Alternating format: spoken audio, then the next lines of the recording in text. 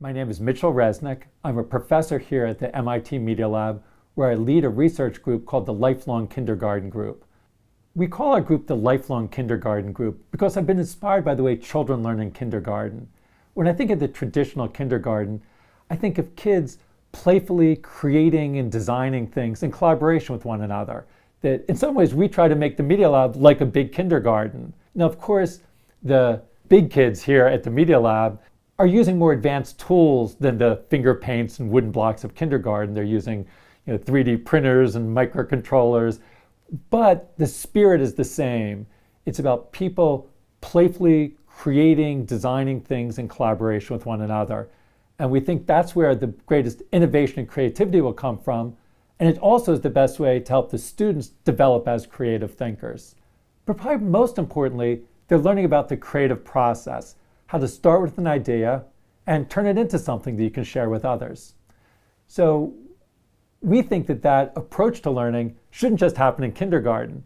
When we think about the creative learning process, we sometimes capture it in what we call the creative learning spiral. And we think of this spiral as something that starts with the imagination. You start with imagine. So you have an idea and then you create. So it goes from imagine to create. You create something based on those ideas. And then you play and experiment with your creation. And then you share with others and collaborate with others. And then you might step back and reflect upon it. And through that reflection, you start imagining again. So it's this spiral that keeps going and going from imagine, create, play, share, reflect, and then more imagination. The biggest project in our Lifelong Kindergarten Group right now is the Scratch project. It's a programming language and online community developed to help kids express themselves creatively with computers. So with Scratch, kids can program their own interactive stories and games and animations, and then share their creations with one another in an online community. In doing it, kids learn a lot of computational ideas and mathematical ideas, but more importantly, they're learning to think creatively, to reason systematically, and work collaboratively. And those are skills that are important for everybody. I think the best way for students to learn anything is by diving in and having some concrete experience. So I'm somewhat skeptical about places that start out and just try to teach students the design process by drawing diagrams and having them learn about the diagrams. It's similar with the scientific process. If I don't think that you should teach about the scientific process by having kids look at some diagram about the scientific process. They should be doing their own investigations to learn about the scientific process. And I think similarly with the design process, you want kids to be designing things and learning about it through their own personal experience. Sometimes when people are going through a design thinking process, they start by defining the problem, make sure they understand the problem well so they know how to tackle it. We often start a little bit differently.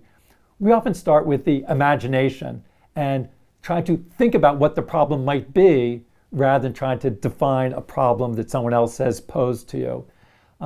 Now, of course, in some settings, it's important to be able to have a situation that's given to you and come up with an understanding of the problem so you can come up with a good solution.